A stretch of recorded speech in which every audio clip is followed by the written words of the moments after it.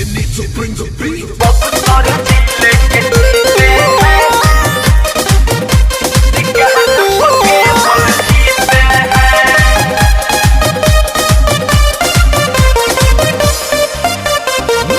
हम छपरा के छैल छबील रात भर मंचे जे हच हच हिले। हम छपरा के छैल छबील रात भर मंचे जे मच मच हिले। और सुन तेरे जैसे लड़के तो मेरे कुइया के पानी पीते हैं अरे पीते हैं। जहानत में किसका? अरे ना हो तो बक्सर जिले के चीते हैं शिकार पके बोल जीते हैं। अच्छा बक्सर जिले के चीते हैं शिकार पके बोल जीते हैं। शाहबाद के जीते हैं शिकार पके बोल जीते हैं। बक्सर जिले के चीते हैं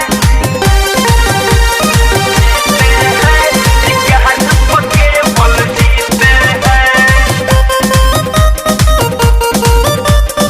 मोतिहारी पीछा हो परल। वाह वाह वाह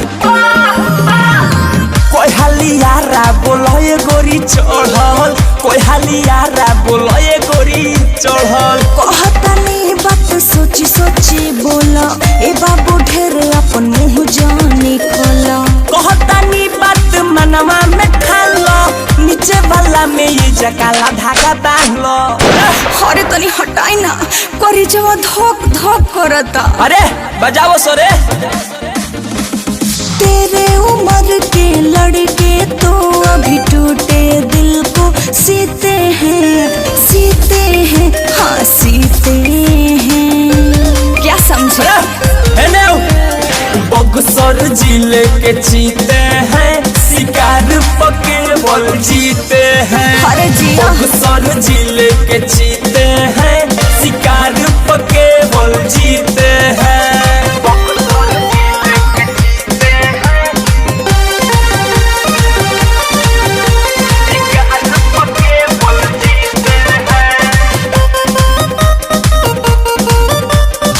सुना ये बाबू ढेर कोरोना तुम हो।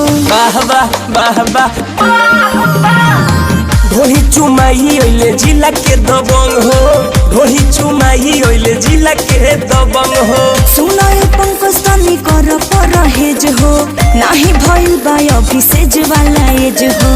लगू हजार अब बात न बढ़ावा बड़ी पेमेंट खाली रेवटी में आवा।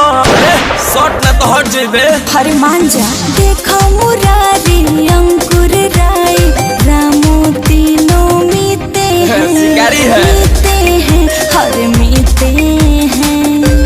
अब ओरिजिनल बात सुनबो। बक्सर जिले के चीते हैं शिकार पके बोल जीते हैं। जा जा बक्सर जिले के चीते हैं शिकार पके बोल जीते हैं।